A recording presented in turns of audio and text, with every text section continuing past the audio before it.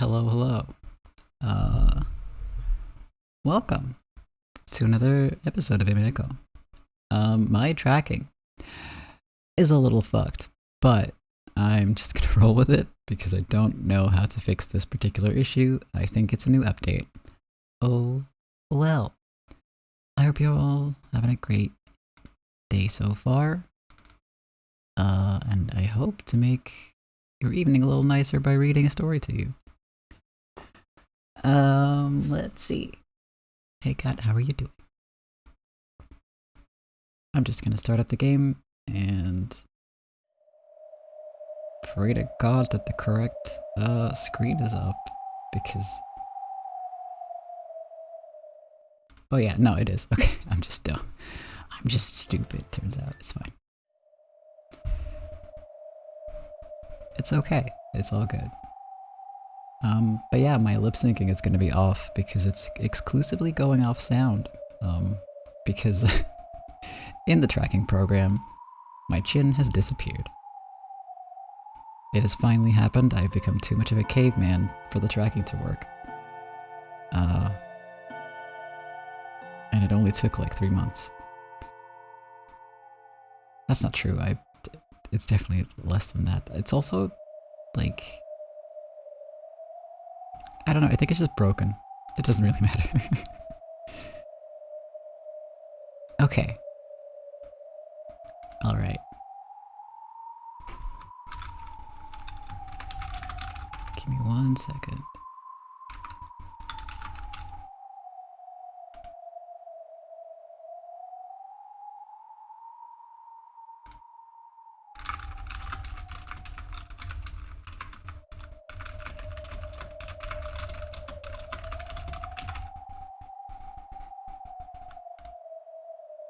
Yes, so, our content warnings. Let's start off with those. Content warning for Umineko. Erica, who is a terrible character and will do terrible things. Character deaths. Detailed descriptions of gore and body horror, child abuse, discussions and mentions of suicide, and misogyny. Because, yeah. And yes, my chin is now part of my neck, apparently, which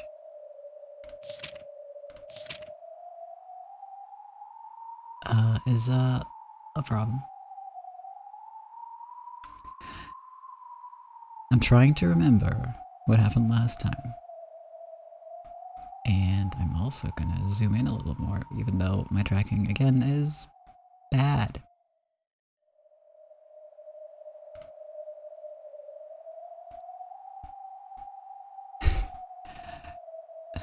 Yeah, now you can all see the twitchy glory that is my bad tracking. Oh well.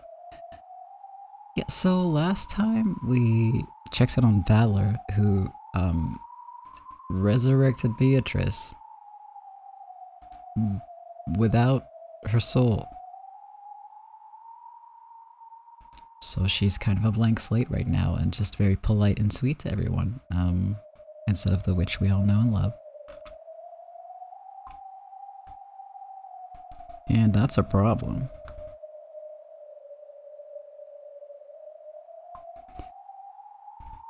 Because, you know, he wants the real one back, and so do all of the rest of us who like her.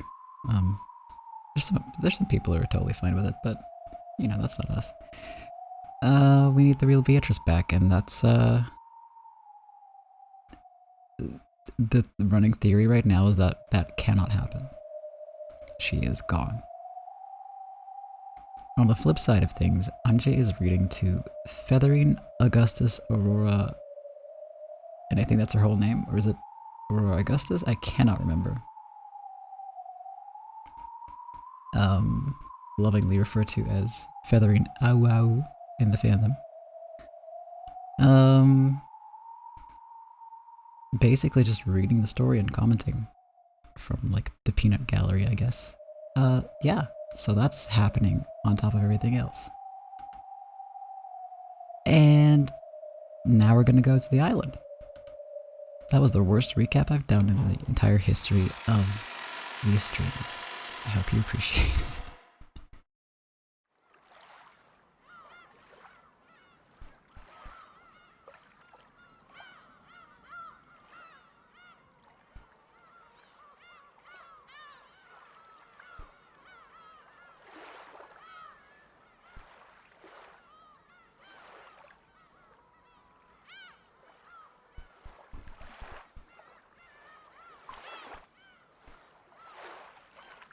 Is Lambda randomly gonna pop up? Probably.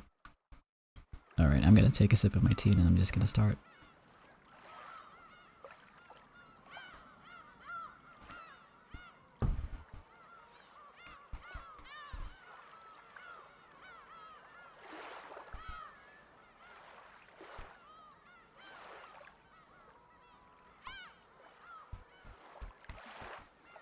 The boat carrying the relatives docked at Rokonjima's harbor. They left the boat one by one, making fun of Battler. Goda wasn't the only one to greet them. Kanon was there too. It has been quite some time, everyone. Allow me to welcome you to Rokonjima. I hope that your long journey went smoothly. Welcome to Rokonjima. Ah, good. Goda complimented Kanon in a whisper. Kanon ignored him, looking just a little sour, continued to greet the incoming relatives.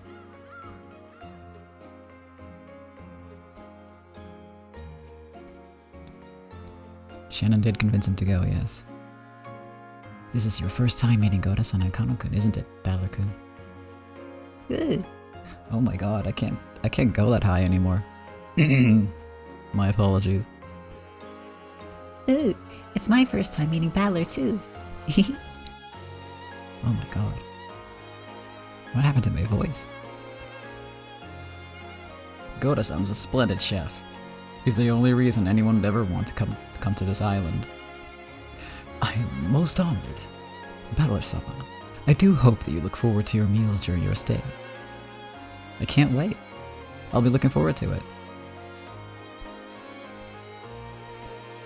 It's good to see you again, Kanon-kun. You seem to be in high spirits today. That's great. You think so?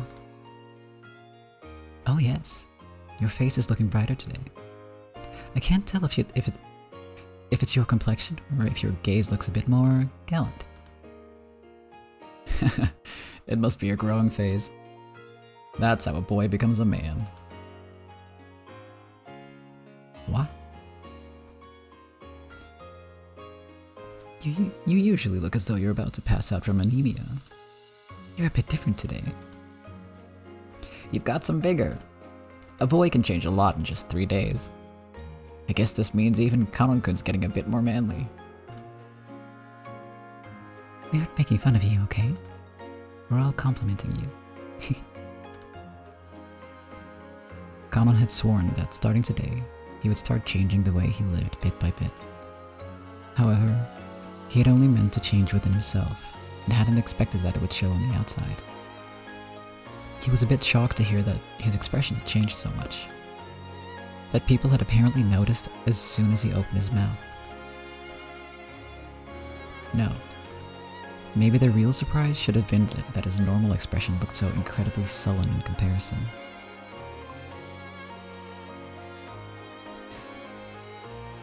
And I'm gonna need to take a break. For reasons. I will be back in a bit, sorry. Alright, here we are again. Sorry about that. I was hoping that maybe in the meantime the tracking would fix itself, but it did not. So we're just gonna live the bad tracking life now. Sorry for any weird twitching. I swear it's not me.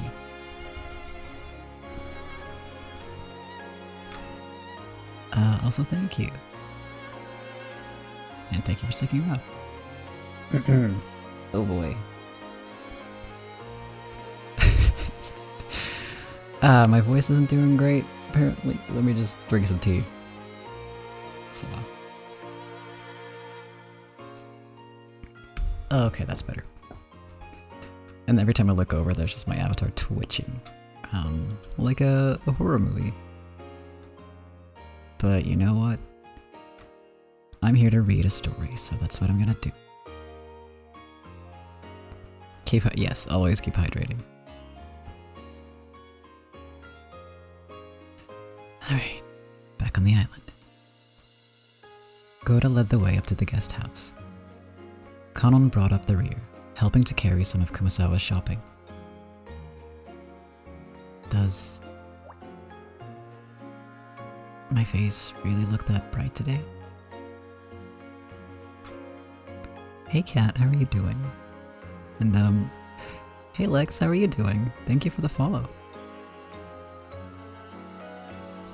I don't know how to begin explaining what I'm reading here, so welcome along for the ride. I hope you're all having a good evening.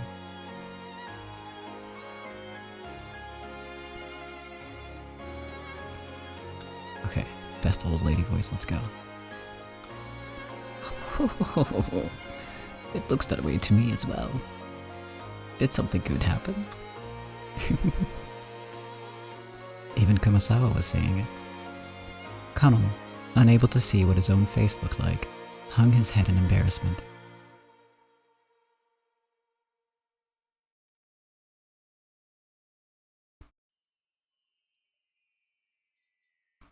When they reached the rose garden, they could see the others entering the guest house. Then, he saw Jessica running towards them from there. Is even Milady Jessica going to say that I'm in a good mood today? Kanon hung his head even deeper. And so, almost as though he couldn't control himself, Kanon spoke first.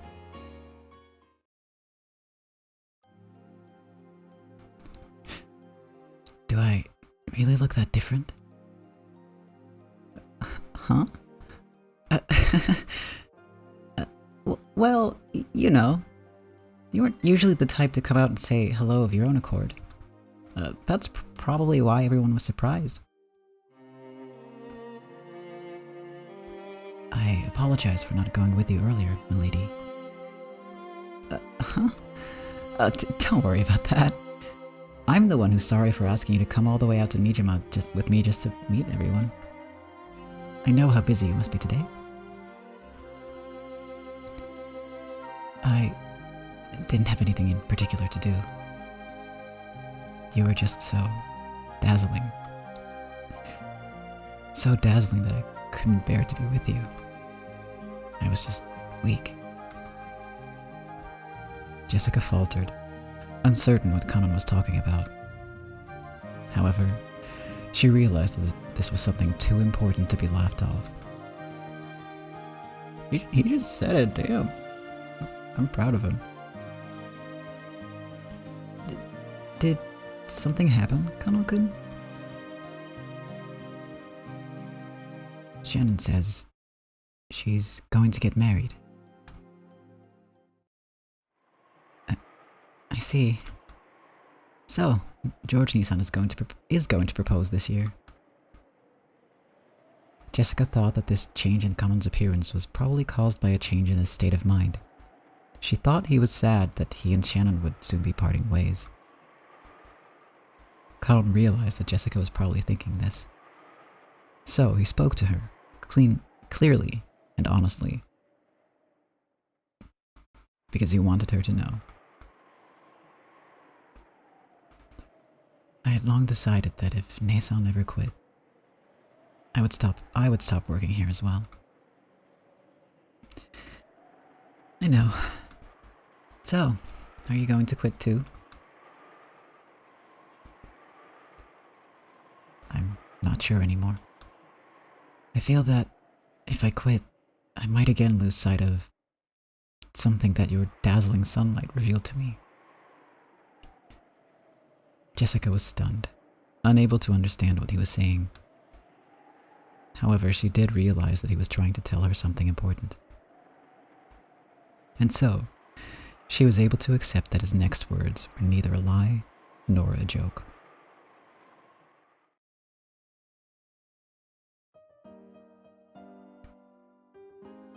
What?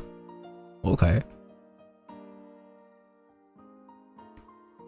Milady Jessica, I love you.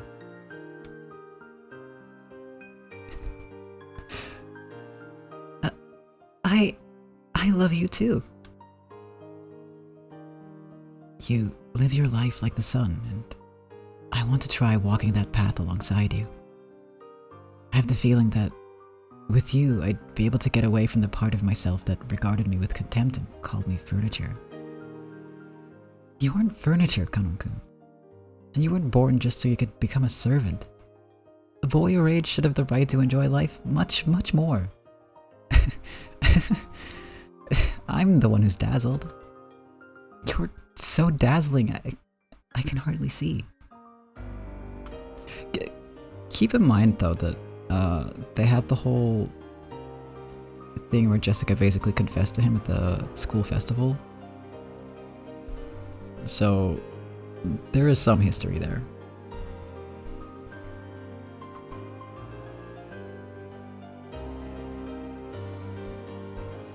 These are my genuine feelings. I'm sorry for trying to hide them for so long. I apologize for hurting you on that day in my cowardice. That's okay. Just hearing you say that makes me happy. So, in order that I can continue to be with you, I plan to stop being furniture. I ask that you give me some time to do that. Please forgive this last bit of weakness. There's nothing weak about you. You've shown me incredible courage by saying that you want to change yourself from the way you used to be. So I'll support you till the end, and I won't rush you until you're ready. If I'm the sun lighting your path, that's because I wanted to shine more brightly than anyone else so that you'd look only at me. Without you, I'd never have become like the sun. So I'll wait, as long as needed. Thank you, milady. I don't want to be milady to you anymore. May I call you by your name? Sure. Oh, but only when we're alone, okay? Otherwise, it might make things difficult for you. He's smiling. He's smiling. I accidentally put on the eye patch. I don't know how. Maybe it's the tracking. It's seeing hands that aren't there. He's smiling, holy shit. Sorry, it's just I think that might be the first time.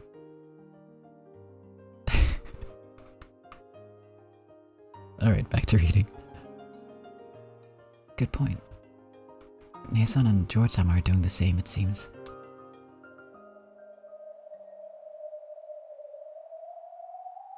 If Shannon hadn't told you about the engagement, you wouldn't have said what you said just now, right? Kanon hung his head, at a loss for words for some time. But it was true. If Shannon hadn't told him about the engagement, he probably wouldn't have been having this conversation at this moment. Oh, so that's why it happened so early in this game. No, I wouldn't. Her words allowed me to think seriously. Come on. You heard about Shannon and you wanted to see what love felt like for yourself, right? Yes. That's a pretty straight answer. Well, when I watched those two, I was pretty envious myself. In truth, the real reason was different for both of them. They had been shown the courage that was needed to confess to the one they loved. This was the reason for both Kanon and Jessica. So, what should I call you? Just Jessica would be nice. Just saying it like that would be a bit embarrassing. Then you can use some. I pronounced that so Dutch. At least at first. Why not try it out? Come on. Jessica-san. Yeah, that'll do for now. And I'd like to call you by your name, Kanon-kun. You have a real name besides Kanon, don't you? I'll bet it has Ka in it like Kanon does. What could it be? My name is Yoshiya. How do you write it? Jessica tried tracing out various characters on the palm of her hand. Then, Kanon used his own finger to write out his name on her hand. Like this. Yoshiya. So, you're Yoshiya-kun. Yeah, that's a great name. Totally better than my weird name. That's not true. Your name, Jessica, is just as... Hey, say that again. Huh? Your name, Jessica, is... One more time. Your name, Jessica, is just as... is something wrong? It's nothing. Thanks, Yoshiya-kun. The red flowers of the rose garden seemed to celebrate the two lovers whose feelings had finally connected. The scene was watched by one not human, who gazed out quietly from beneath the rose garden arbor. Can it be?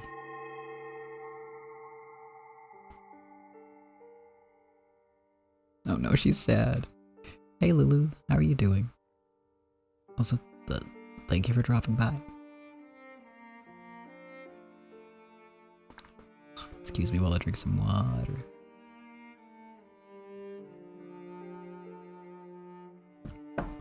And try to get the eye patch off, cause... Nope, can't do it. I'm stuck with this now. You're doing fine? That's good. I mean, that's fine, I guess.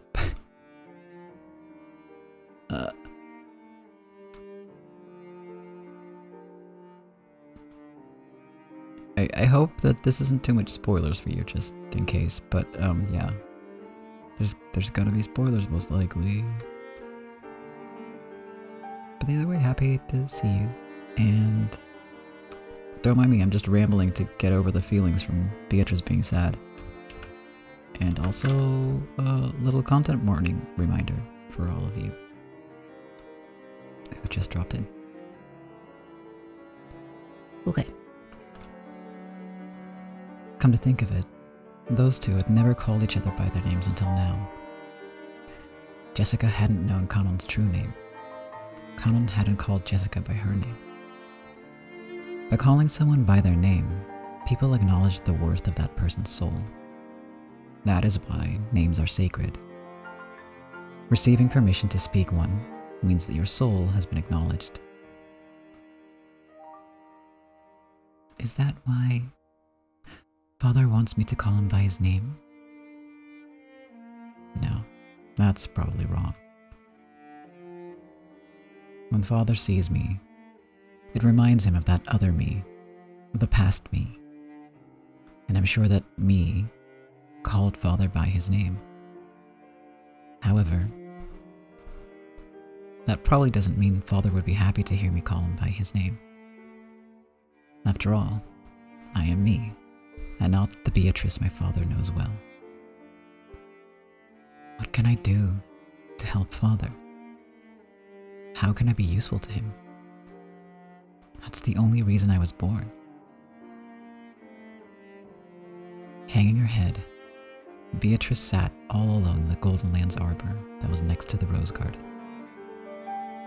This scene was watched by the Witch of Theater Going and her Miko as they sat across from each other.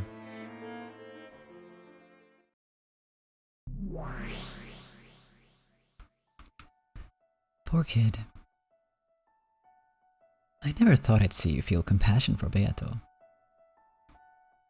It'd be too cruel to call this Beato and the former Beato the same person. They're completely different people. It may be that, by the rules, this Beato is the Beato. However, saying that would be horribly unfair to her. Valor must be very depressed to have revived his former adversary and have things end up this way. I can sort of understand Oni-chan's despair. However, I can understand how this child feels it as well. No person can become a replacement for another. Not even the past version of themselves. Compared to the young boy and girl who had found new versions of themselves and called each other by their true names, this witch looked very feeble. The witch knew that she was an illusion created in the image of the person she once was. And she also knew that it would only hurt Battler to try and pretend to be that person. And even so, this Beato wants to be useful to Battler. How admirable. Is that the purpose of the witch known as Beatrice? That is what she claims. She says that she was created to be of service to Battler. So, the Beato who was born for Oni-chan's sake eventually commits a serial murder and drags Oni-chan into a bizarre game that she calls eternal torture. I don't get it. I believe you also understand that one can become a different person over 1,000 years. At the very least, Beatrice was once a pure creature who was born for Battler's sake. Sorry, I just remembered something and it was a big hint. It is also very clear that, in her current feeble state, she does not possess any of the courage or the motivation needed to bring about those horrifying serial murders. If so, that means the sinister witch we all know must have changed during the 1,000 years since her birth. We keep getting this 1,000 years business, but I get the feeling that those words are just a metaphor for a really long time in the world of witches. As you get closer to the world of gods even, the concept of time becomes increasingly vague. 6 years can become 1,000, and 1,000 years can be nothing more than a quick nap. One can fit an eternity long enough to be deserving of the title 100-year-old witch in a mere 2 weeks. In other words, the pure Beato transformed into the cruel Beato during those 6 years that could be called 1,000. So, does that mean something bad happened during those 6 years that made her hate Oni-chan? That doesn't make sense. During those 6 years, Oni-chan not only stayed away from the Rokujima, he even stopped using the Ushiromiya name. Oni-chan had nothing to do with her change. Her hatred must be totally misguided.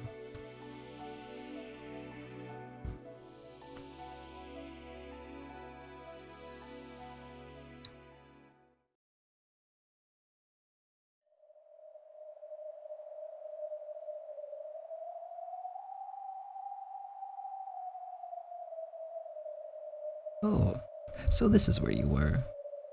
Shall I make you some black tea? Kumasawa-san, there's something I'd like to know. Ho ho ho ho. Very well, what is it? My name is Beatrice. Isn't it? Yes, that is correct. You are Beatrice-sama, milady. However, the Beatrice that Father talks about isn't me. Well, I think Father wanted me to be that person. But no matter how much I look like her, I'm a different person. I think that might be why he's disappointed in me. That isn't true. You are you, Beatrice-sama herself. You have merely lost your memory of the past after being newly reborn. Even without your memory, you are still Beatrice-sama. You are the same person whom the Master loves. And so then, how can I regain those memories? Well... Beato looked at Kumasawa with hopeful eyes, as though praying that she would tell her the way. Kumasawa averted her gaze unhelpfully, as though trying to say that she would, if only such a way existed. If I can't regain them, can't you at least tell me what kind of person the Beatrice father loved was? That is something I can tell you, but I was born for father's sake. So, I want to become the golden witch Beatrice that father desires. Beatrice-sama, I can't use magic. But if the witch father desires could use it, then I will learn. I want to become the witch he desires. That's the only way I can repay father for creating me.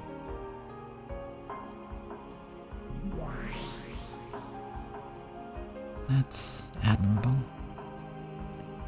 Without the 1,000 years gone wrong, she really is an incredible kid. A trick of a witch. Very interesting. I've taken a liking to her, Anje. I shall allow this chick to make use of my study. Let us open the door which leads back to the world of witches. So, you're going to make her read aloud the stories about her previous self? Yes, I want to know too. The tale of how the Golden Witch Beatrice was created.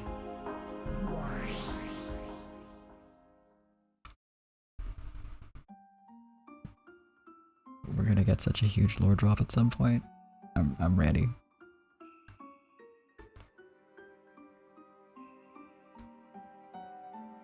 I am hydrated, I am ready. Very well. If you wish it, then let us open the door once again. Kumasawa-san.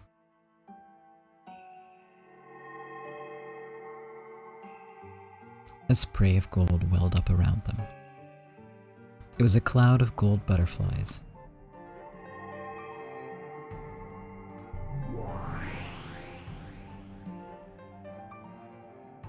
With a golden flash, the form of the old lady transformed into that of a witch in a dress.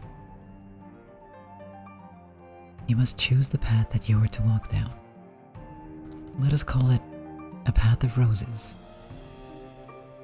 The beautifully blooming roses may celebrate you and they may torment you with their thorns. But even so, it is a path that you once walked down. You may pass through the same 1,000 years. You may pass through a different 1,000 years. If you wish, you may even return back the way you came. I'll move on forward.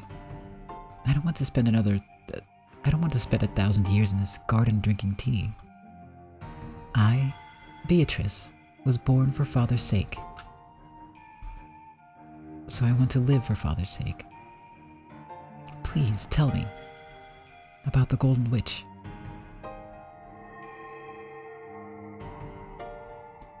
The Great Witch spread her arms, communicating Beatrice's unbending determination to the brilliant heavens. At that moment, a brilliant light covered the two of them, and before they knew it, they were in a strange study.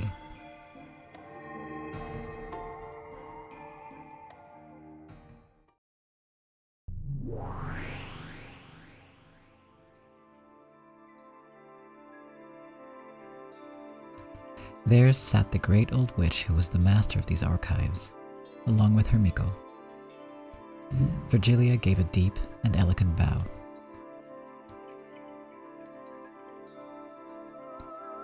It is the greatest of honors to be in your presence.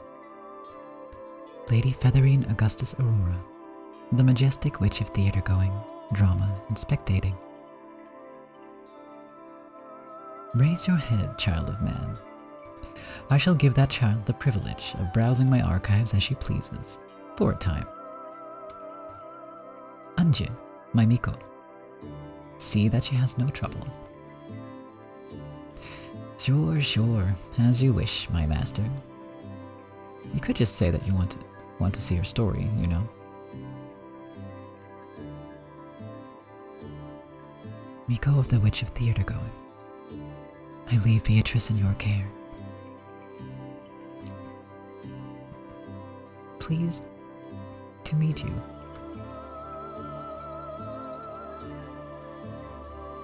The Beatrice you're trying to become was suffering from something. At the very least, you've been released from that for now. Will you really go on a journey to regain those shackles? Yes. I want to become the Golden Witch. That is the reason I was born.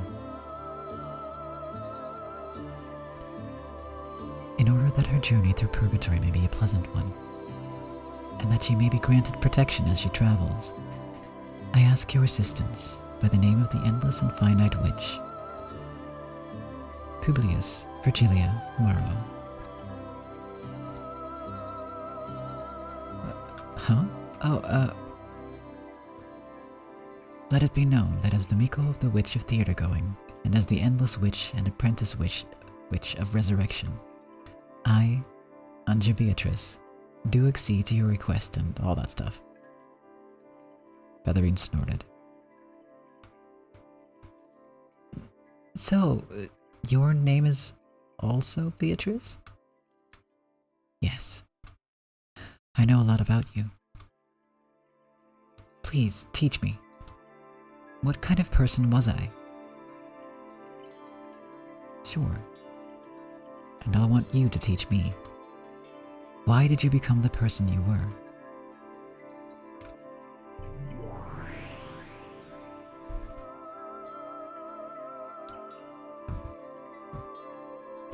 In this archive, the fragments showing the tales of all your games up until now are stored as books. By reading them, you should be able to learn everything that has happened before now. By reading them, can I become the Golden Witch? To become the Golden Witch, one must solve the epitaph of the gold. And this trial cannot be skipped, not even by Beatrice herself. I'll do my best. So please, let me read the books in this archive. As worthy of admiration as ever. I have no idea why you want to go back to being like that so much. I don't know what I was like back then. But if that me can be of use to Father, that is what I want to become. Anja sighed resignedly. She had no words with which to stop this girl from following her noble sense of purpose. After all, Anja was the Miko of the Witch of Theater Going. She could do nothing except watch over the stage. Yes, they weren't actually interfering with the play. This was just a bit of directing, to shine the spotlight onto the tale of Beato's past. Even this was nothing more than the Witch of Theater Going watching a play. If you read, you will learn what kind of a person the old Beatrice was. However, you must decide what you will take from that experience. You are free to stay in the archive or leave the archive or even return to the archive again later. In compensation, I will watch your play. Watch my play? It means you can do whatever you want. Thank you very much, Agasawa,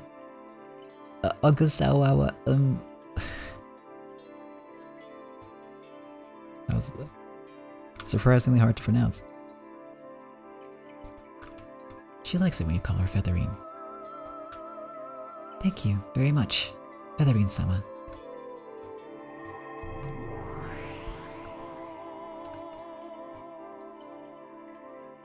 After being welcomed in by Featherine, Beato set out on the journey to discover herself.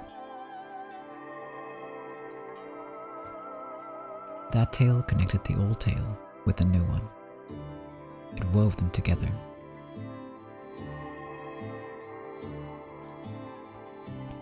The 1,000-year-old tale about her returned to its starting point, becoming a snake eating its own tail.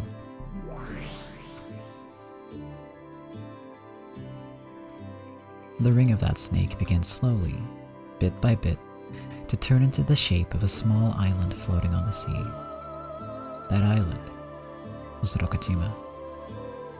The 1,000 years of the witch born on this island were tied to the island. Was it 1,000 years? Or just 6?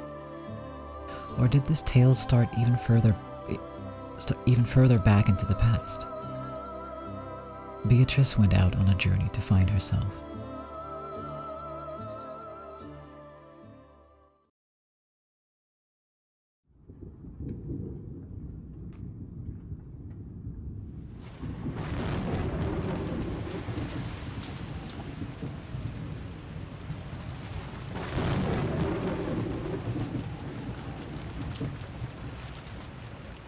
The wind had been strengthening since a while back. The breaking waves had grown fierce. The ferry boats probably wouldn't be coming for a while now. The crashing thunder told that the island had been sealed off from the outside world. A thick rain poured down, mocking the fools outdoors who had to rush pathetically to find shelter. No longer would anyone be able to leave this island, and no longer would anyone be able to reach this island. No one, unless blessed with a miracle. There was another flash of lightning. The retinas of all who saw it were filled with white.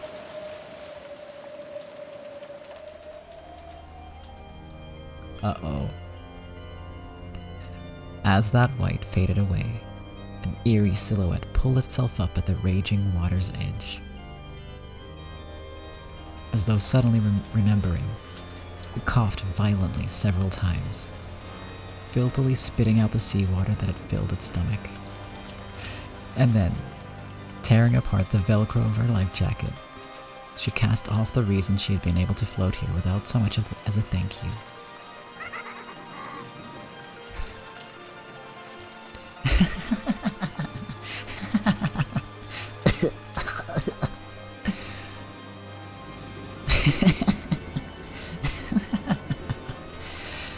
Welcomed in by a storm, same as always. Very good. And now, you and I are going to have some fun, Balor-san.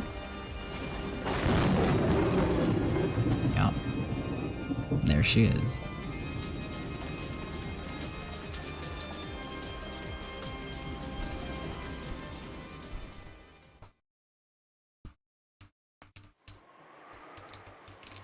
I like that she washed up on the beach like it's some sort of horror movie, you know, like this is clearly the monster that's gonna try to kill everyone. Although, she's the detective, but same difference.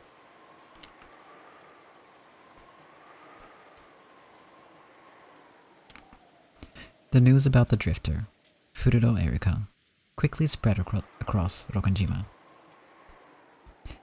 Erika was politely entertained, and it was decided that she would be treated as a guest until the typhoon passed. We should probably be nice to detectives in general, I guess. Unless, you know, they're Erika. I feel like she's an exception. In the dining hall, Goda's wonderful dinner had ended, and everyone was relaxing and enjoying some after-dinner coffee and cheese. Apparently, Balor was a bit relieved that Erika had come and turned into a good scapegoat. It drove away some of the attention he'd been getting piled on him for finally coming back after 6 years.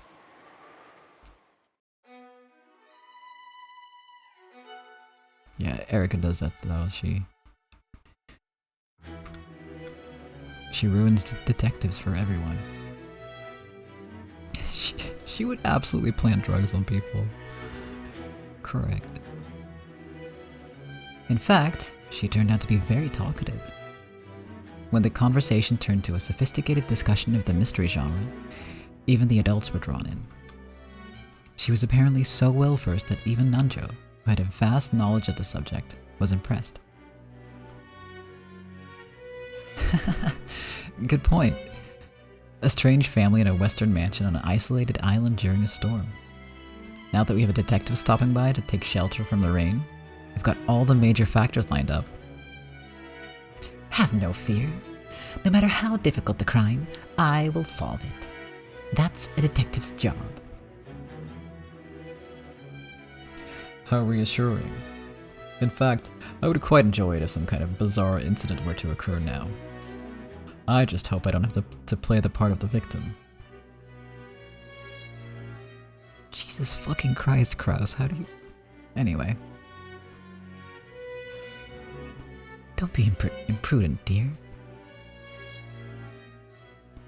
Well, the history of the human mystery genre is only about a century old. Its tricks and ideas are limited to a few recycled patterns, so there's nothing left to show. No matter what kind of impossible crimes or locked room murders might occur, it'll be nothing more than one of the same classes of tricks dressed up to look like something new. The only reason mysteries still make for popular books today is because self-proclaimed fans who work off pieced-together knowledge and who've hardly read any of the classics mistake classic tricks they didn't know about for something new and surprising through lack of proper study. Everyone couldn't help but gape at this imposing claim. If an aged critic had said it, that would have been one thing. But it showed incredible boldness for a young person like her to state that so strongly. Mystery is a genre that ended a half-century ago. At least, as far as I'm concerned. However, thanks to the countless ignorant fools, I get to play my part as detective. By that argument, romance was perfected back in Shakespeare's time, and anything after that isn't worth reading. That's a good point. Then I suppose that so long as you read Romeo and Juliet, you essentially understand all of romance, wouldn't you say? Nah, that's ridiculous. Books aren't a competition. It's not about who's read the most. But boasting that you've read all you ever need to read is just as wrong-headed. Just reading classics of the past and never anything new is being overly nostalgic, don't you think? That sounds to me like the excuse of an old person who's too lazy to read anything. That's fair. It seems I need to read at least as much as you before I'll be able to beat you in an argument. Me? I don't read. Oh, Battler? Same. Me neither.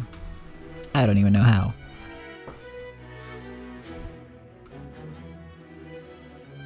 Battler chuckled, but Erica knew from the previous game that Battler was actually quite an avid reader. Don't tell anyone. So his words felt like more of a challenge. If you're so confident in your reasoning abilities, you must be really good at quizzes and puzzles, right? Oh, right. Maria, didn't you bring a quiz book or something? Oh god, I apologize for the weird voice. I haven't spoken much today, but my voice is still shot, and I don't know why. It's gotta be sheep and wolves, right? Okay. I got this. I can do this. I don't got this. Ew. Nope, I definitely don't got it. Oh my god. That was worse than I thought. Ew, brought it. Picking up that arrogant statement had made the atmosphere a little tense, George smoothly changed the subject. I definitely don't got this. It's okay though. By now, it was more than clear that she wasn't the charming guest she had appeared to be.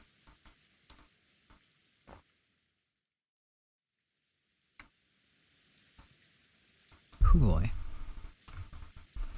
Maria pulled a book out of her bag that had quizzes and puzzles written in it, and started posing them to everyone.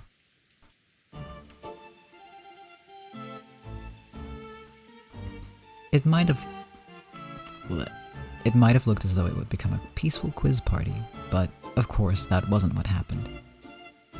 In credit to all her big talking, Erica managed an impressive ratio of correct and immediate answers. Erica took complete control. Her bragging began to escalate more and more. George slightly regretted the choice he had made when changing the subject.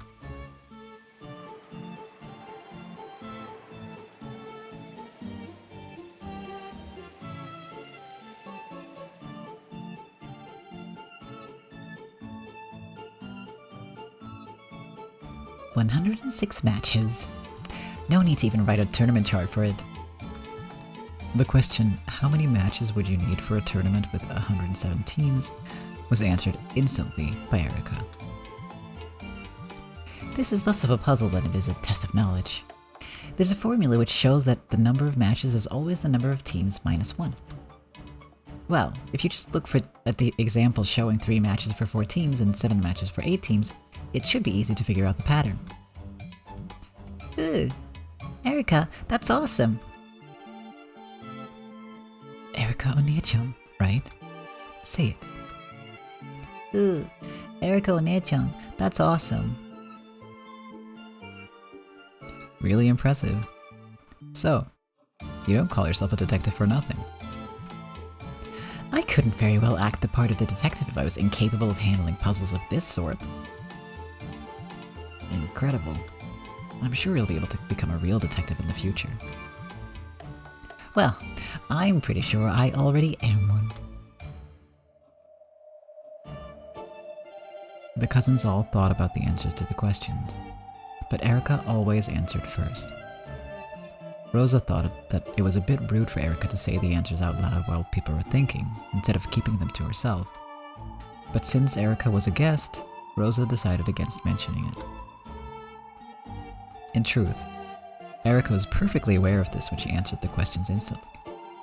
Each time she would grin broadly, as though saying, "Is it really taking you all this long to solve such an easy problem?"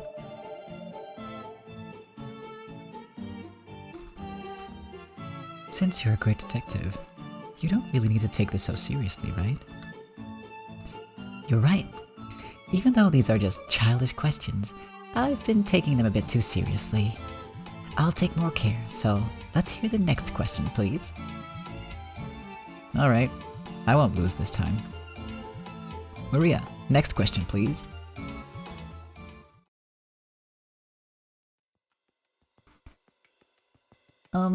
You have 1 large piece of cheese.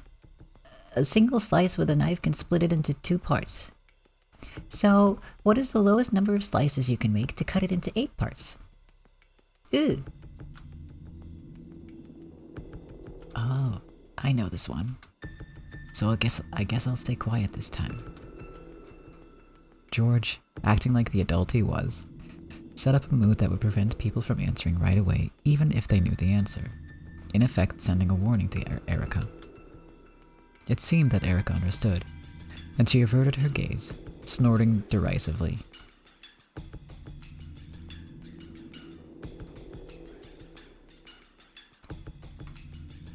To make 8 pieces, 4 slices would be enough, right? Don't be so foolish. It would hardly be a puzzle if that was the answer. That's right. These are usually set up so that a smaller number than you'd expect is the answer. But still, how exactly could it be done? Oh, got it. You can only do this because it's cheese. True. If you tried to do it with a birthday cake, there'd be a huge fight. That's right. You might be able to do this with cheese, but you'd never cut a cake like this. Huh? All of you know the answer? Damn it, am I the only one who doesn't? Oh, I've got it. I see. So you have to think 3-dimensionally.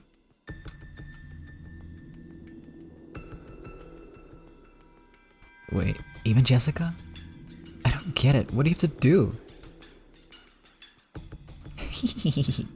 I know the answer.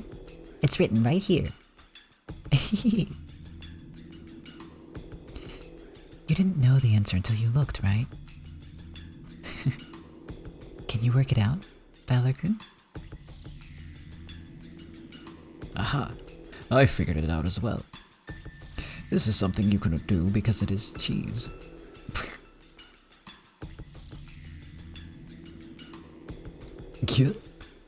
Even Dr. Nanjo gets it? Balor. He's a doctor. He's a smart dude, come on. Could it be? Am I the only one who doesn't get it? If you tried cooking your brain a bit, it'd probably become as flexible as cheese. It isn't something like use 0 slices with a knife and break it apart with your hands, right? No way. It's special cheese that can only be cut with a knife. Think of the cheese in 3 dimensions.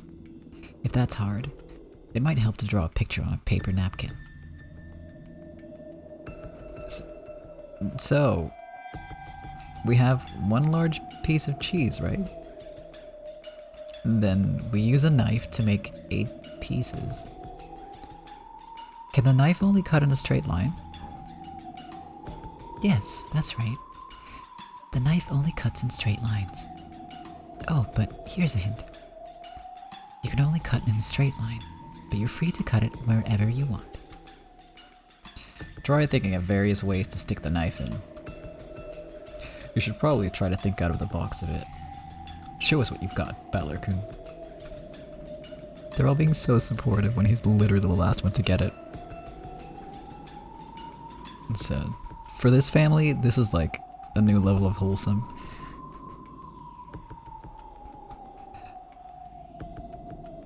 And saying that made me sad.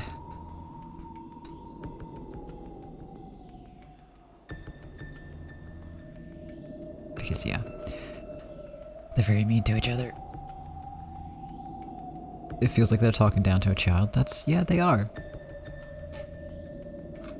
And it's still the most wholesome thing they've ever done. You don't know the answer? I actually do know the answer, even though I don't believe in 3 dimensions. Just saying, because everything looks 2D to me because I'm half blind, so 3 dimensions, that sounds like a lie. I don't believe that exists. Anyway, you have a large piece of cheese. How many times must you cut it with a knife to make 8 pieces? It's obvious that you could do it in 4 cuts. Can it be done in even fewer cuts than that? The hint said that it was something that could be done because it was cheese. If it was a birthday cake, you really wouldn't be allowed to do this.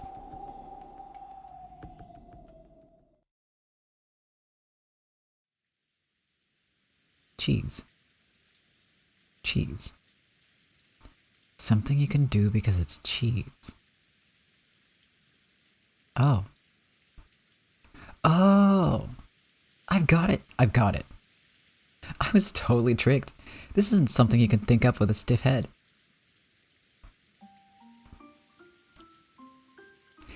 Seems like you finally hit on it. Hopefully it is the right answer. It's impossible to cut the cheese with anything except the knife, right? The knife can only cut in a straight line, right?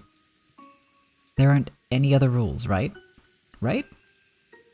Ooh. Not really. Alright, then that's gotta be it. Phew, that was a tough one. Almost like a riddle. Balor. Balor, it is a riddle. It's literally a riddle. Why are you like this?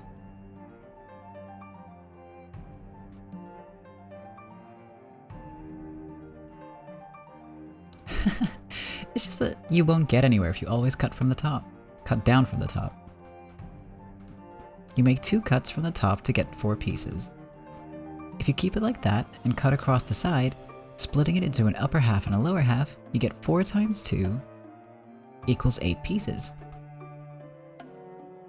It's an answer you can't reach unless you think 3-dimensionally. In other words, the correct answer is 3. Huh?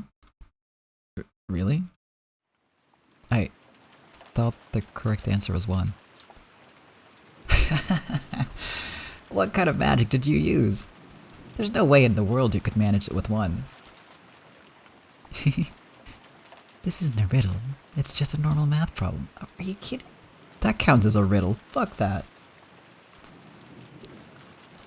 Also, I'm pretty sure he's right. Huh?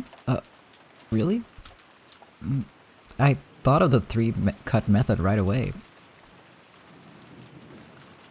But I figured that was too easy, so I guess I tried to twist it too far. Balor's answer is smaller than the one in the book. Is Balor right? Yes, he is. Balor-san is right. The right answer is 1 slice. Balor was happy that someone had confirmed his answer. However, at some point, Erica's face had lost its cheeriness. To think that a human other than myself would answer 1, and that it would be you of all people. Okay, so I swear, I forgot how this riddle goes. I totally forgot. And I also got stuck on like the 3 one. And then I came up with like a way to do it with 1. Just saying. I totally forgot, but I still landed on the same answer. I feel very proud of myself for that. And this is my stream, so I get to brag.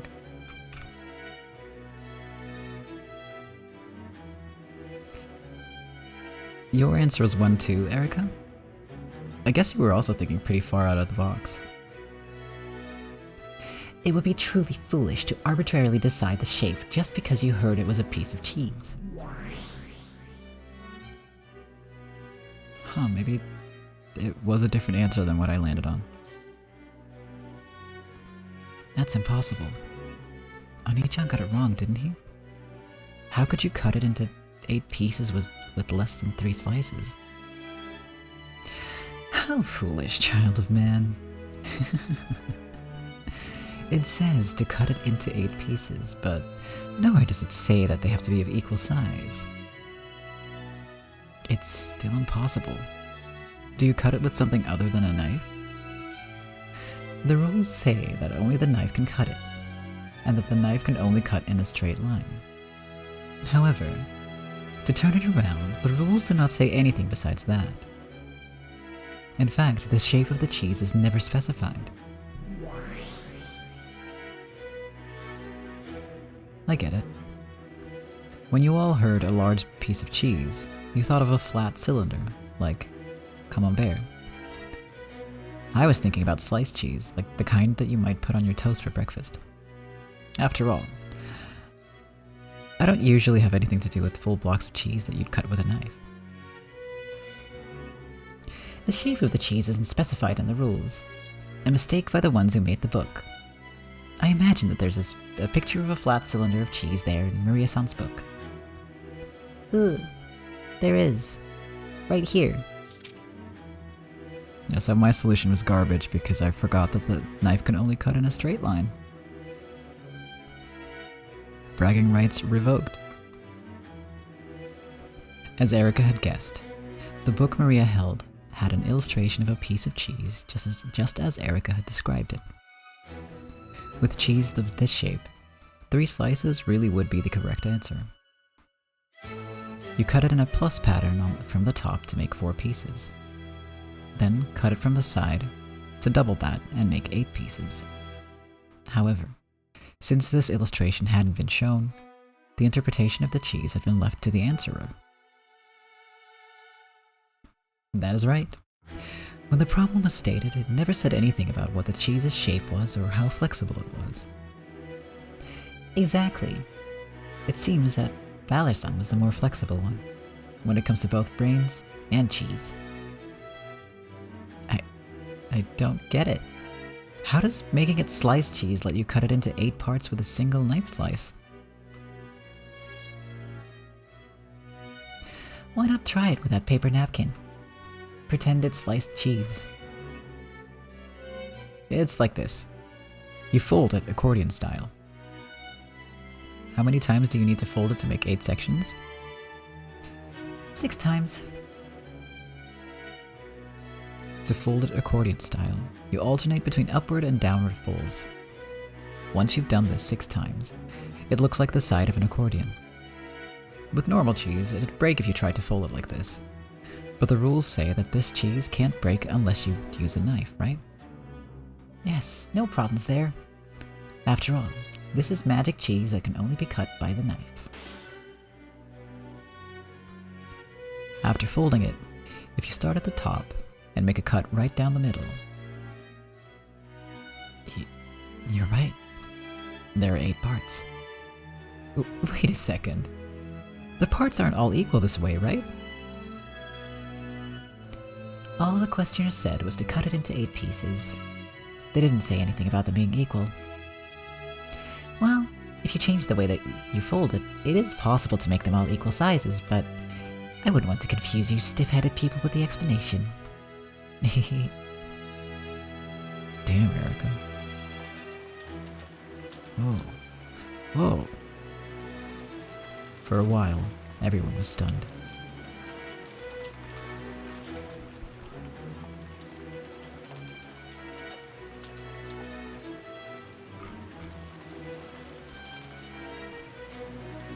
Balor had reached a far better answer than 3 by thinking of the problem as a riddle. Erica had already known both answers, and had even spotted a mistake made by the book. The others could do nothing but stare at those two in surprise. Incredible. So, we were the stiff-headed ones? What a failure. We were thinking in 3 dimensions. But it looks like Balor-kun and Erica-chan were thinking in one dimension higher.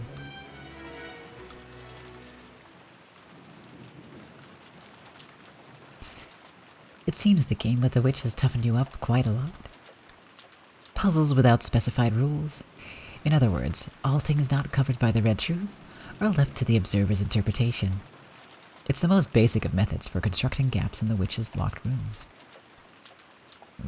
What are you talking about? Is that a quote from some novel? Well, let's call it that for now, shall we? Anyway, I guess this means that all your brains are as stiff as rock-hard cheese.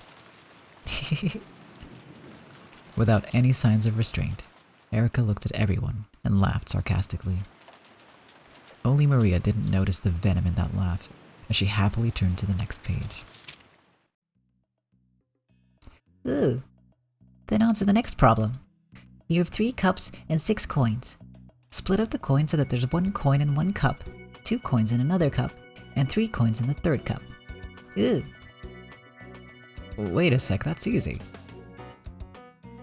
Just stick 1 coin in the first cup, 2 in the next one, and 3 in the last one, and you're done. However, can you do the same thing with only 5 coins? Ooh.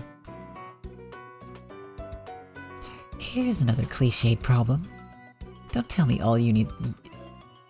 that you all need to waste several precious seconds on a problem like this. By now, Erica was gazing around with an unpleasant look, acting in a manner that was completely inappropriate both for a guest and for someone of her age. She was no longer a guest who would be staying until the storm passed. She had transformed into an annoying guest who wouldn't leave until the storm passed. Everyone thought this, but they were unable to say it aloud.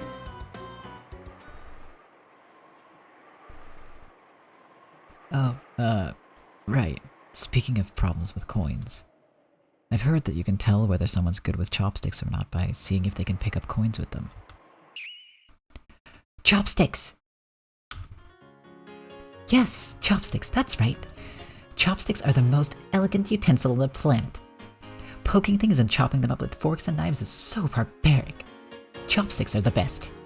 For me, using chopsticks is truly an art. Jessica was about to say, "Isn't a chopstick just a stick?" but stopped herself just in time. She realized that it was best to let George take control for now. Also, I think the solution to the previous problem was to just put one of the glasses into one of the other glasses.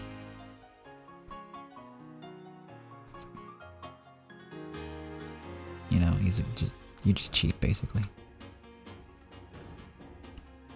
I have some change here, so would you like to challenge me? I'm pretty good with chopsticks. That's right. We trained George very well with chopsticks. True. One's upbringing shows in their table manners. Erika-san was very impressive herself. I'll lend you some coins too. It'll probably be more fun with more of them. Jessica, watch closely and learn. Cram it already. Alright, let's go. Let's see who can move the most coins over to their plate. Bring it on. Chopsticks! Chopsticks!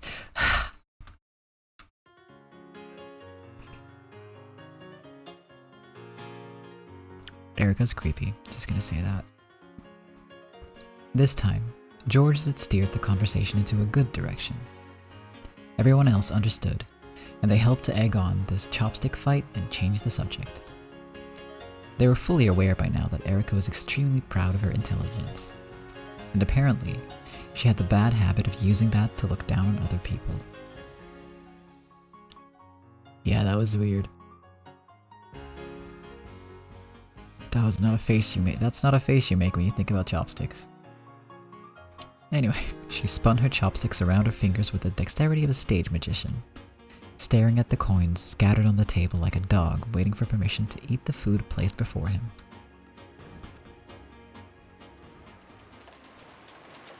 Oh, okay.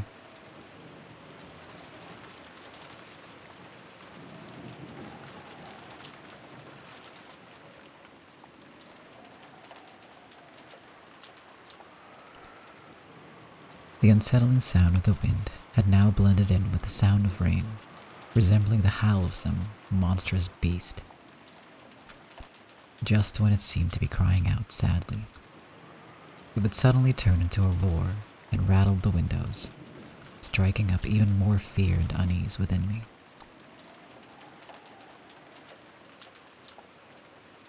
Light from the hallway poured in through the thin crack of the slightly open door, and it seemed to carry with it laughter that was warm and happy, but distant, very distant. I'm sure everyone's in the dining hall or somewhere, having a good time. I want to go there as soon as I can. I'm sure my family will be there. I hate being all alone in a place like this. Dad. Mom. I stubbornly tried again and again to open the door, but the merciless chain just wouldn't let the door open any further than that crack. On the contrary, feeling this close to a way out just made me more impatient. Gulping and trying to ignore the fear lurking behind me, I quietly closed the door. That light, coming out of the crack, is just a trap.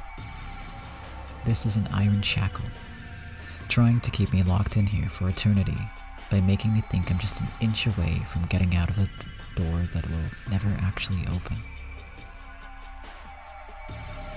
I need to get out of this creepy room as soon as possible. When I closed the door, all that filled the room was that eerie sound of wind and rain. The way the wind picked up every now and then and shook the window frames felt like a monster in a cage shaking the bars. I was so scared of that monster, I couldn't help but avert my gaze from the windows. Gotta search. If I can't get out the door, I need to find another way out. Just to the side of the door was a closet. There was only enough space inside to hang overcoats. Of course, it didn't connect to anywhere outside the room. If this were hide and seek, it'd probably be fun to hide in there. However, inside this creepy room, it would be no better than stepping into my own coffin. If I go in there, maybe I won't be able to get out of the closet next. This nonsensical fear sent a massive shiver up my spine, and I closed the closet door in a hurry.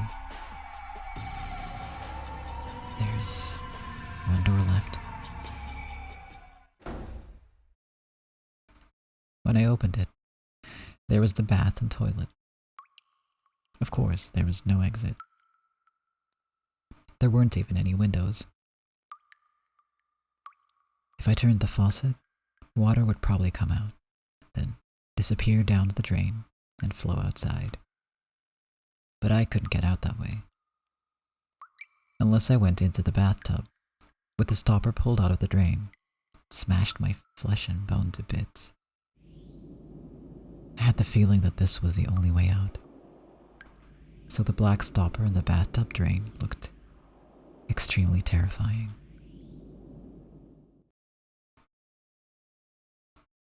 I tried a lot of things, both mentally and physically, but there really was no way of getting out through the bathroom.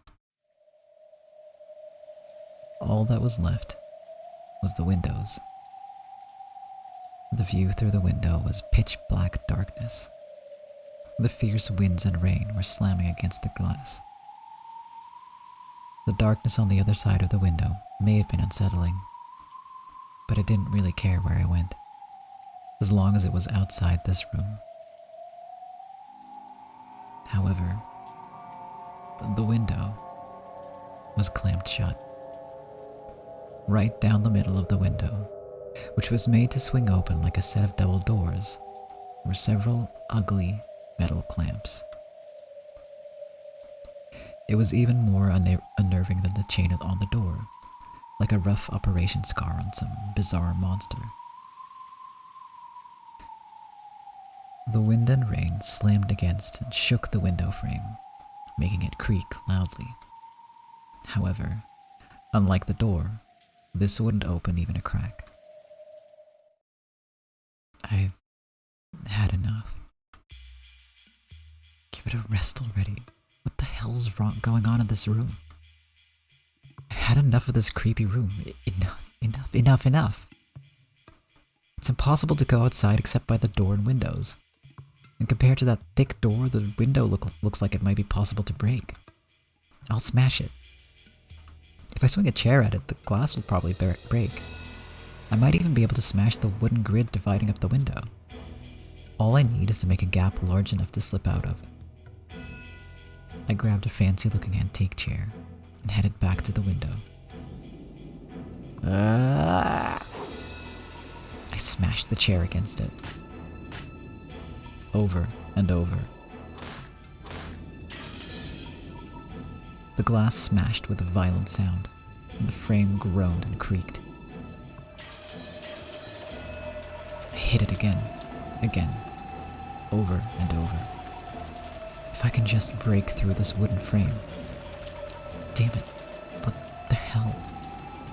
Even though all the glass had been smashed apart, even though the cold rain is blowing in and tormenting me, I just can't get that frame to break. They aren't iron bars. It's just a delicate wooden mesh. It's fragile enough to make that creaking sound, so why doesn't it break? No, wait. Maybe it's close to breaking. What if I try attacking it from a different angle instead of just smashing it head on? I stuck my left hand outside through one of the holes in the broken window, grabbed the frame from the front with my right hand, and tried to break it by shaking it around from both sides. My left hand started to grow ice cold from the frigid winds and rain. As I shook, fragments of glass sticking out from the broken frame poked into me, and my wrist was soon stained with blood. But if I can just get out of here, this much pain is no big deal. can't get out. I'm stuck. It won't open. I can't break it. The more violently I shook the frame, the more the glass fragments tore into my left wrist, causing me intense pain. Wait, what's... Huh? How? How? Before I realized it, the glass fragments on the frame had grown longer and more spiky. It was as though an ugly beast was trying to chew my hand off with glass teeth. It's not my imagination. They actually are getting longer before my very eyes. And they're chewing my hand to bits. I tried desperately to pull my hand out, but it had already dug deep into my wrist and I couldn't move it. I put all my strength into it, but it just hurt more and more, and the glass didn't even budge. What the hell? Damn it, let go, let go, let go. With my right fist, I hit the glass over and over, attempting to break it. But that just hurt my right fist as well and did nothing to release my other hand. Just then, my left hand, which was still stuck outside and exposed to the rain, brushed against something slimy. What? It couldn't have been a leaf blown about by the winds or anything like that. I mean, it felt just like the touch of someone's rain-soaked hand. Then it closed tightly around my left hand. When I felt the 5 fingers, I knew that some person out in the darkness was touching my left hand. And yes, I know who it is. It's the witch. The terrifying witch who controls Rokujima's night. The 2 hands soaked in the freezing rain gently caressed my left hand. However, though I could tell this was happening from the touch, I couldn't see anything out there in the darkness. Then, it felt about my fingers and bent my ring finger upwards. Ow, ow, ow. It's gonna break.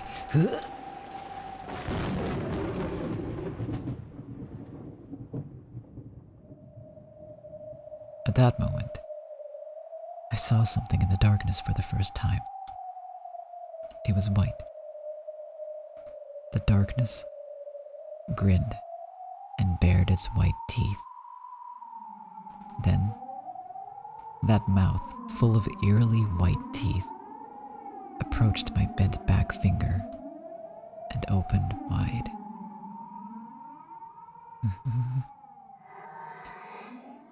It must have been laughing at me from the darkness. After all, its creepy mouth had twisted upward in a huge grin. I had a horrible idea of what it might be trying to do to my finger. A shiver ran up my spine. I resisted as much as I could, but the fangs of glass just wouldn't release my left hand. And then, after giving my finger a playful nibble,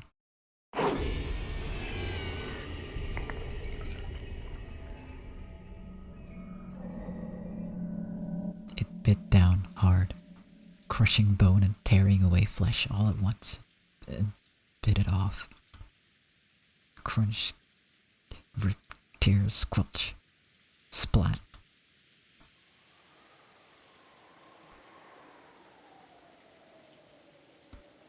Did you hear something just now? I think I heard it too. It sounded like a clunk. It's probably just the wind hitting a window. This is a beat-up old mansion after all. Yeah, it is pretty creepy. I remember spending a lot of nights all scared that the witch really was walking around the mansion. When I was a brat 6 years ago. Ooh, exists. Beatrice exists. What's at the other end of this hallway? There are guest rooms there, but they aren't being used now. Yeah. After all, we have the guest house now. Prior to that, we would always stay in these guest rooms. Yeah, I remember too. When I saw the guest house today, I was surprised at how beautiful it was. Well, that's because it was just built. I wish I could move my own room over there. Shannon, Erica-san's room is in the guest house too, right? Yes. We have prepared a room for her in the guest house. And you say the guest house is a good distance away from the mansion. No matter what kind of trouble happens, we won't be able to hear what's going on in one from the other. Are you still in detective mode? When all of us wake up tomorrow and everyone says good morning to each other? Sounds as though you'll be disappointed. True. It would be troublesome if our numbers haven't thinned by tomorrow morning. Right. Allow me to guide you all to the guest house.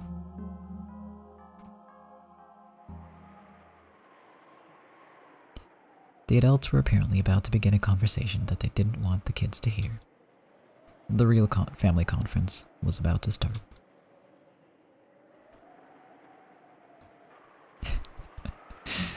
I mean, you know, I'd be fucking wide-eyed too if some guest washes up and is just like, yeah, I think some of us are gonna be dead in the morning. That would be concerning.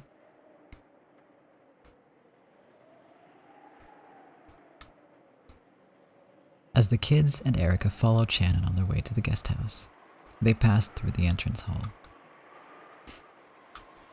Looks like it's pouring down at its hardest right now. Wouldn't it be better to watch TV or something in a parlor until it dies down a bit? Mama said to go back to the guest house. Have to go or she'll get mad. Ugh. We'll be way more relaxed over in the guest house. Screw dealing with the grumpy voices and faces of our parents. It looks like everything's falling into place. Erica giggled, an openly indiscreet look on her face. I'll go prepare some umbrellas for everyone. Please wait here. Oh, just a moment. I've been curious for a while. Who might the lady in the portrait be?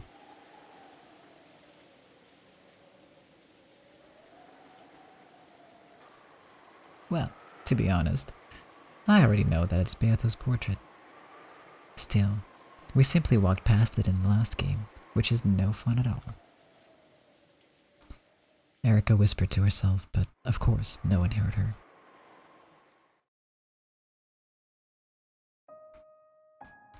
This is the Master's benefactor, Beatrice-sama. I've heard that she gave grandfather a vast quantity of gold, meaning that she's to thank for the Ushiromiya family's revival. She's just a witch of grandfather's delusions. They say her ghost walks the corridors of the mansion every night.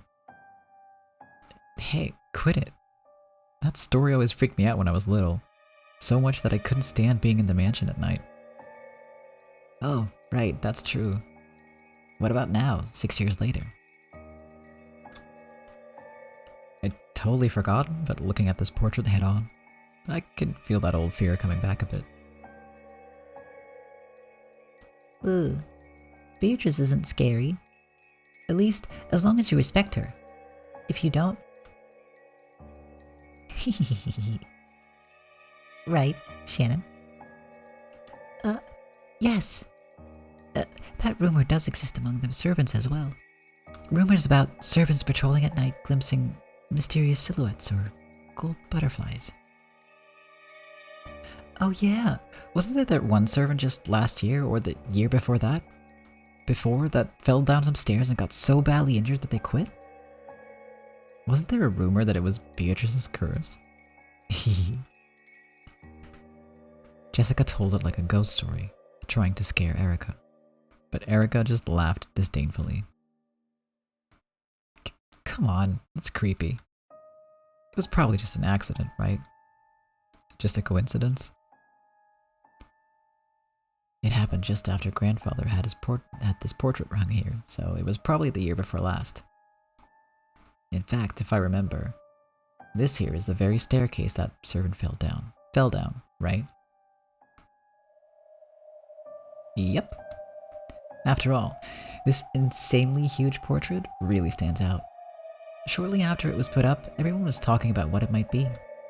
And then, when the accident happened right afterwards, people started calling it Beatrice's curse. So, these ghost stories about Beatrice started after the portrait was displayed? No. Rumors about Beatrice Emma's ghost walking about had been around even before that.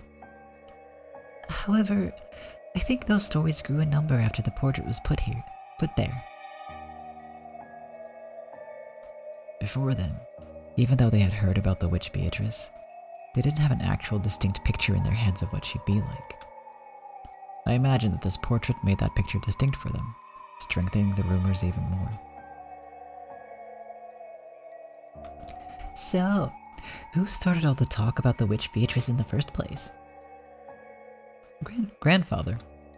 He'd get in a rage and start yelling about, "My beloved witch Beatrice." Though, until we saw that portrait, we had no idea what she looked like. It's no surprise that you get one or two ghost stories with a creepy portrait like this hanging around. You always get ghost stories cropping up around things like the portrait of Beethoven in the music room or the statue of the school founder. True. Given that people have been spending time in an old, gloomy mansion like this, with the sound of wind and rain constantly present in the background, it doesn't surprise me that a few ghost stories have arisen. Well, it's nothing more than a ghost story, a fantasy, a fairy tale, worth less than the useless drivel of a half-sleeping nitwit. Erica looked up at the portrait and smiled at it defiantly. Maria's face immediately soured, as though she felt that this smile was disrespectful to Beato. Ooh, Beatrice exists. If you say things like that, you'll definitely feel the curse of the witch. Oh, how frightening. Please curse me if you can, Beatrice.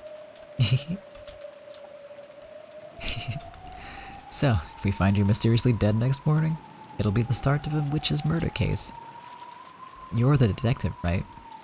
Wouldn't having the detective get killed off in the beginning be a little too radical? Ah, that would be troubling. That would get in the way of crime scene inspection. I see. Even the Nox rules don't prohibit the detective being killed. I have something good. It's a charm that'll protect you from Beatrice's curse. A charm? You have a charm for something like that? After fishing around in her bag, Maria pulled out a string of beads attached to a medal that had a scorpion drawn on it. It looked like a cheap prize from an arcade or something. What are these? Ooh, they're magic repelling charms. Their effect is very weak, but if you use them, you'll definitely be able to avoid Beatrice's curse all night long. I've heard that spiderwebs are also useful for repelling magic. Ooh, Beato's avatar is a butterfly, so that's probably why she doesn't like spiders. Huh? Wasn't it the evil spirits of Akujikima that were weak against that? Kumasawa-san knows a lot about that sort of thing. Witches and evil spirits. This is getting a bit interesting. Would you mind telling me about it in a little more detail when we get to the guest house? Here are your umbrellas. It's still raining very hard outside, so please take care. Shannon handed out the umbrella she had brought. Everyone headed towards the front door.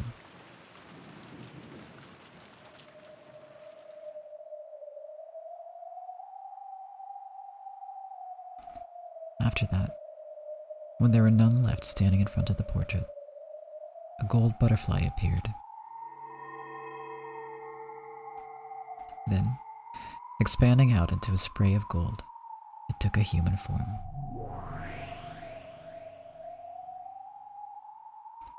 In the hall, empty now that the children had left, Beato stood alone and silent, looking up at her own portrait.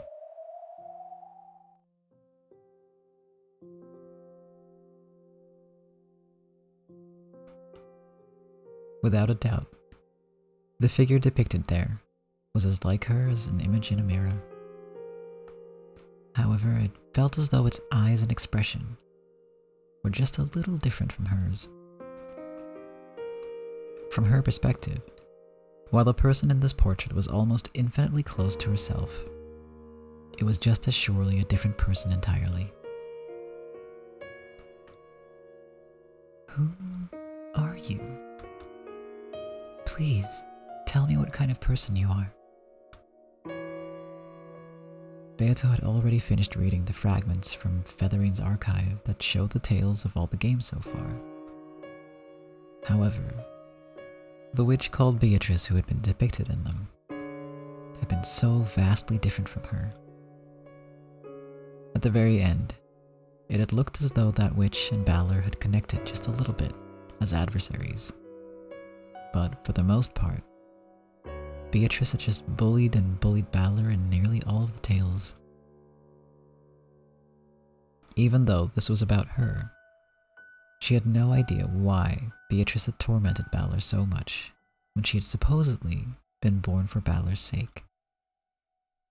All she had learned from Featherine's archive was that the former Beato was a completely different person who defied understanding.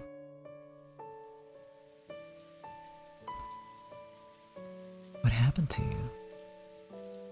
I am an egg of you, a chick. Your wings should have existed for father's sake.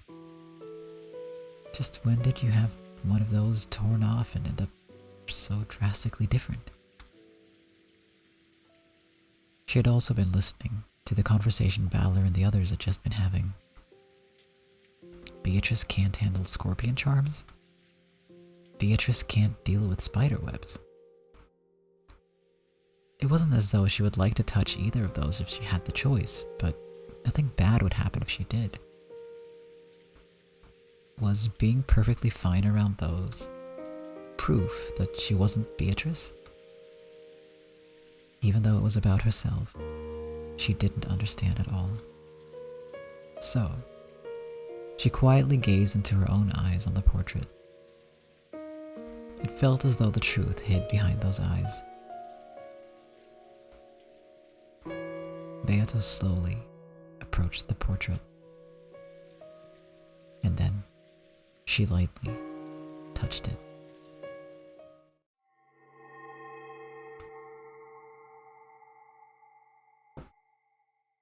When she did, it felt as though the portrait rippled slightly. Yes, this is a doorway. A doorway to the long path that would lead her to the Golden Witch, Beatrice. Beato felt a bit dizzy. She lost her balance, feeling as though the world was twisting around her. Then she couldn't tell which way was up or down, and was swallowed downwards. With a soft, watery sound, Beato was sucked into the portrait.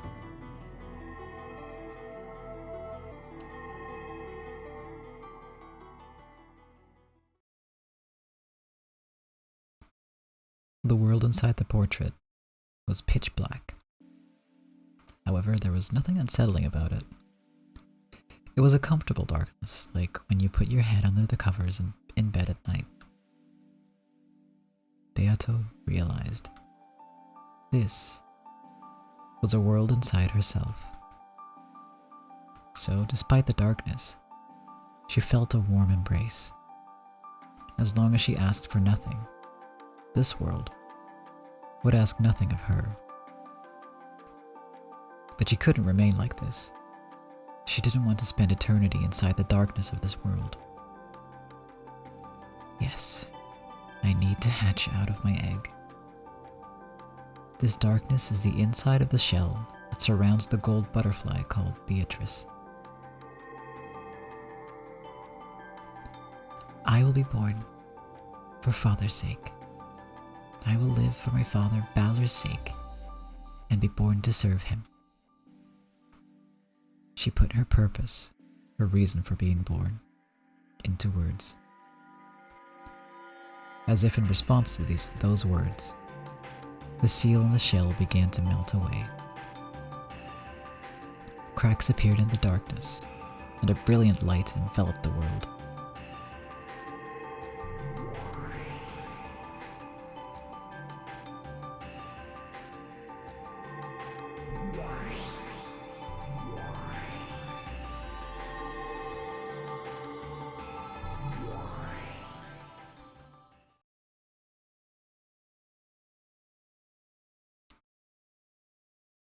And so, Beatrice was born. Huh?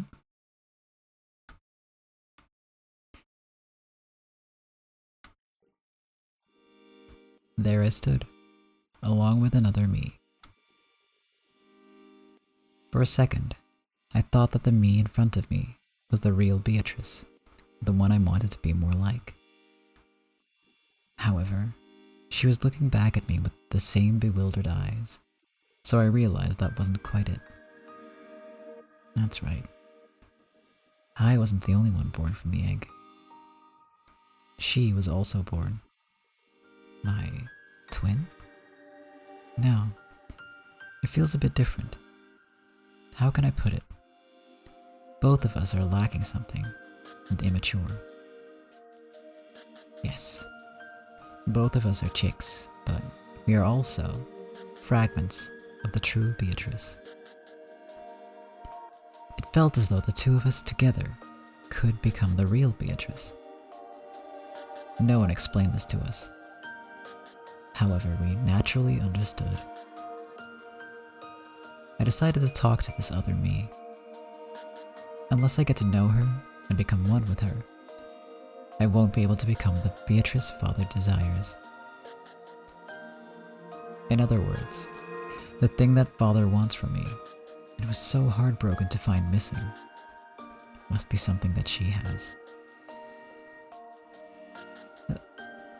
Hello? The Beatrice with her hair down looked at me dubiously several times, then finally spoke. Why do you have the same face as me? She used the word warawa even, to refer to herself, just like the true Beatrice. Now I'm gonna check what the tips say about that real quick, because we had some questions about that last time, didn't we? Warawa is the pronoun that Beatrice used throughout episodes 1 through 4 to refer to herself. Historically, warawa was a word used to refer to handmaids, chambermaids, and children, including errand boys and girls. The pronoun warawa, which derived from these meanings, was therefore a humble one, used mostly by women. However, in the context of modern fiction, the use of warawa is stereotypically associated with noble women from olden times, and the anachronism of this choice of pronoun can have the secondary effect of imparting an imperious air on a character's speech. In this sense, it is a perfect fit for Beatrice, and an important part of the role of language that makes up her character, I think is what that means. My voice is going. I'm sorry.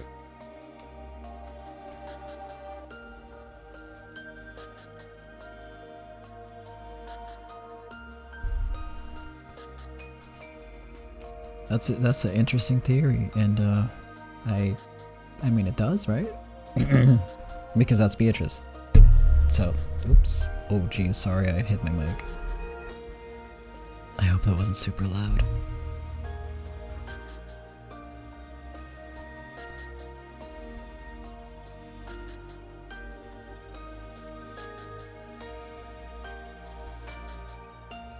But yeah. Oh my god. I'm gonna take a sec to clear my throat.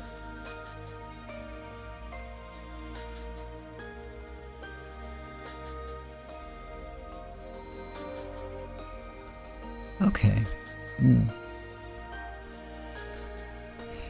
I'm gonna have to wrap it up soon because Voice don't want to go no more.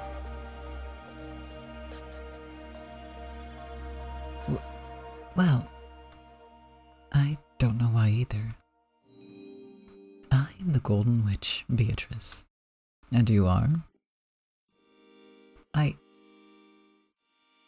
am also Beatrice.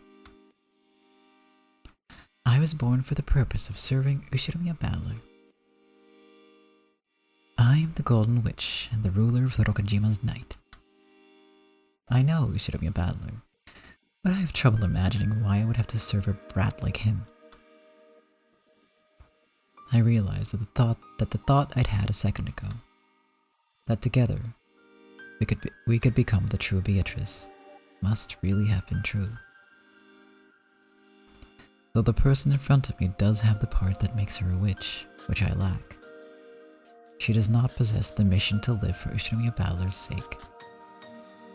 She has what I do not, and I'm sure I have something she does not.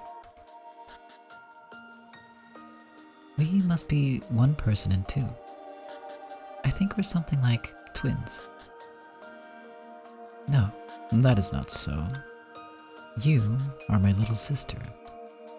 I have been here since long before you were born. Huh? I had no idea.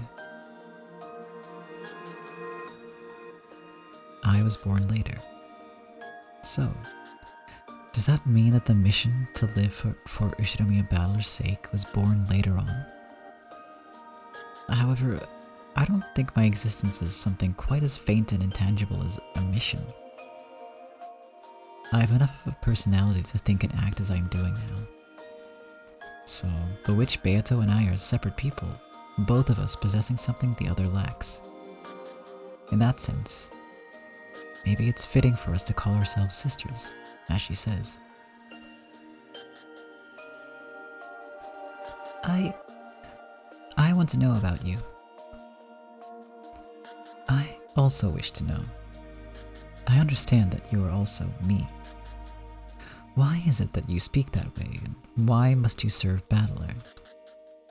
As long as we cannot understand that, it seems both of us will remain immature.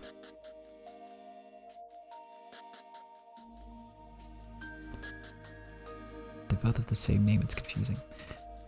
I want to become a complete Beatrice. Until you were born, I was complete. However, now that you have appeared, I believe that accepting you is my obligation. I also wish to know about you. The witch Beato's tone was very slightly arrogant, matching with her self-proclaimed status as the older sister.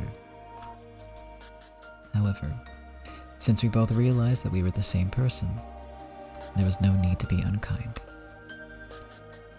This was probably because she understood, after meeting me, that her current form was not her real self. Where are we? Is this the hall of the mansion? Oh. Beato gasped. Her portrait wasn't there. Did that mean that this was at least 2 years in the past? Precisely. This is the hall of the Ushinomiya Mansion. The night is my time, and the nighttime mansion is mine as well. That fool Kinzo is still so desperate to catch me, or revive me. How truly ironic. For here I am, openly controlling the mansion each and every night. So, what do you do here? I have lost my body, and due to the effects of that hateful shrine, I have no magical power. However, I am reviving that magical power bit by bit, every day. My ultimate goal is to undergo a spectacular resurrection and gloat to Kinzo. I cannot wait to tell him that I have succeeded in escaping his cage. For now, I have become something of a ghost, wandering about and killing time every night, all in anticipation of that gloating grin. Can I come with you? Of course. After all, you are part of me. How could a left arm refuse the company of the right? It would be senseless to refuse. I shall be pleased to have you, my little sister, the new Beatrice. Thank you very much. One-sama. A somewhat embarrassing name, but it is not bad. Come, let us go. Let us take a walk through the nighttime mansion. Let me introduce you to my boring, everyday life.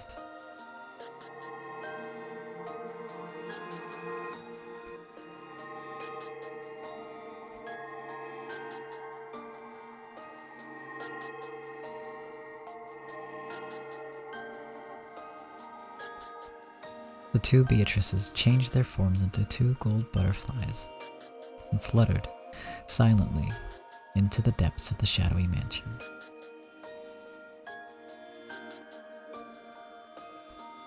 This song always makes me sad.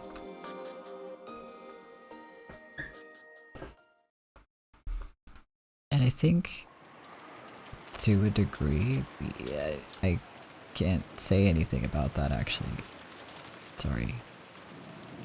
Sorry, cat. I can't say anything about that. You know how it'd be. I can't spoil anything. But yes, that is where we're gonna end it today.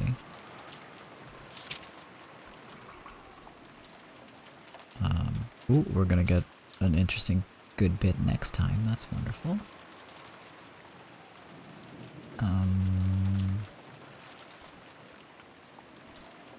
Just gonna...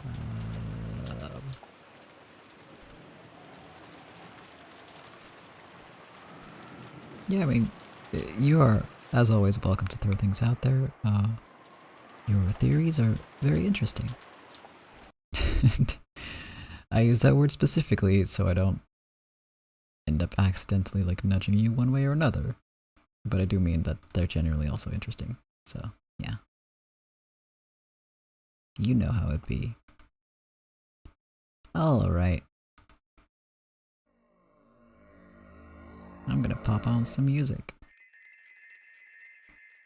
Alright, tell me the thing you realized from the first game the other day, and after that I'll wrap up. Well, I can wrap up during, but yes. I'm gonna try to ramble, not ramble too much, because again my voice is like, haha, no, you can't talk. That's not allowed. Which has been happening a lot recently, I know, but we'll see how that goes. I blame the lockdown. I've been talking less, and you know, I was kind of building it up, getting better at the talking for long stretches of time, and then just got worse again a little bit. But you know, it'll be fine.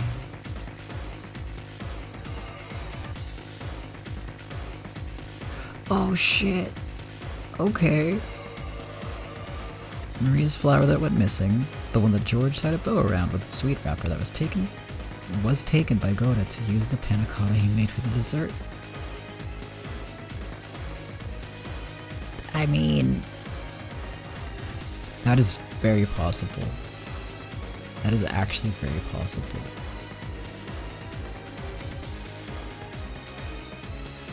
And that explains the mystery of the rose.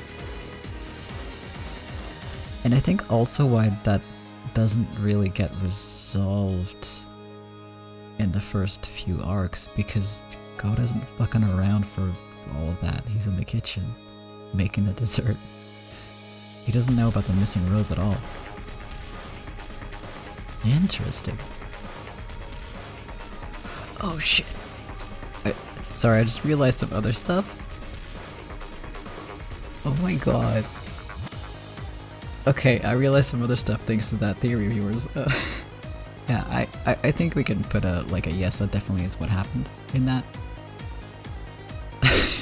But I refuse to say why.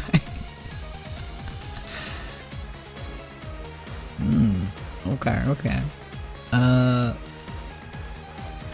I won't say too much more because it'll potentially spoil it.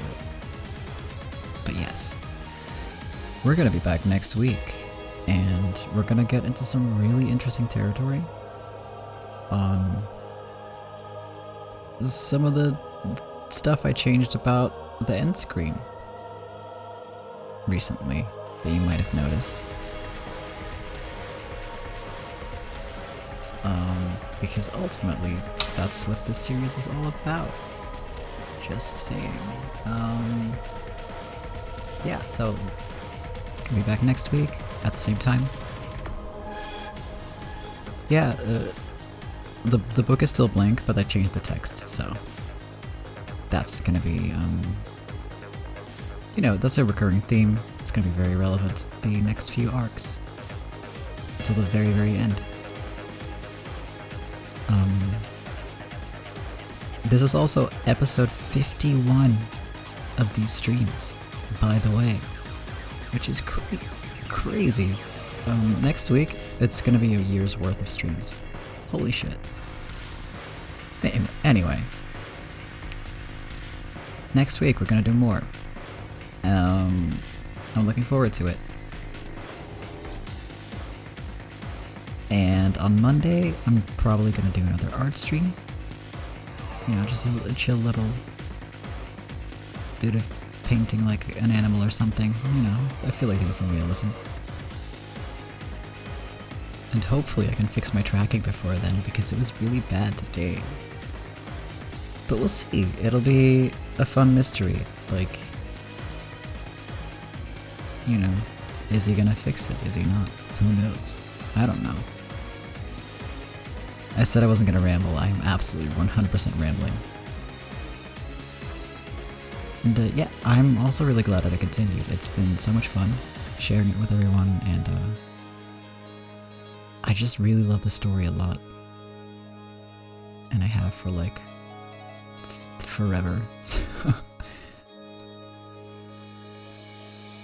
I would not let Erica near my tracking, let me tell you that. She would destroy it with chopsticks.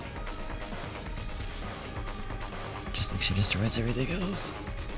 But yes, okay. Going for real now. I'll be back next week. I hope you all have a good night. I hope you all sleep well. I hope some of you are sleeping right now. And I hope you have a good night, a good day, a good week. And thanks so much for watching. Thanks so much for hanging out. Whether you're lurking in the chat or watching the VOD. I appreciate it. Thank you so much, and see you next time. Bye bye.